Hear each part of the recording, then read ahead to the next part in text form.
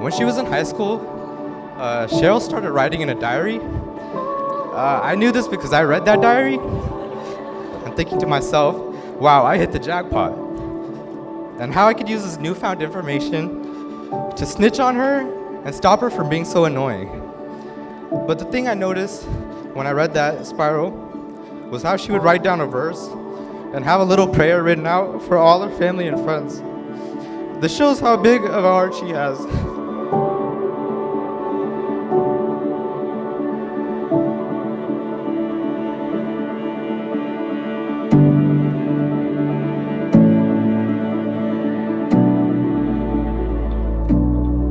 If you know anything about Cheryl, you know that she can be very, very, very indecisive about all the decisions that she makes.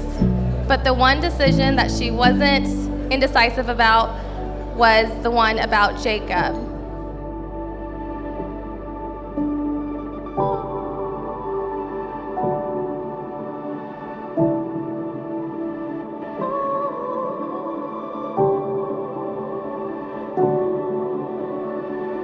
Jacob, I want you to know that you not only gained a wife today, but the best, lifelong best friend anyone could ask for.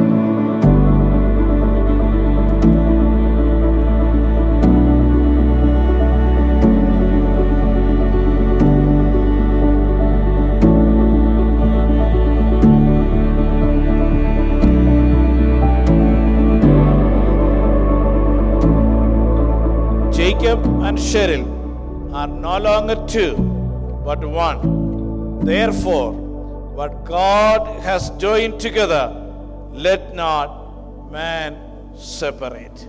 Ladies and gentlemen, I present to you Mr. and Mrs. Jacob Samuel.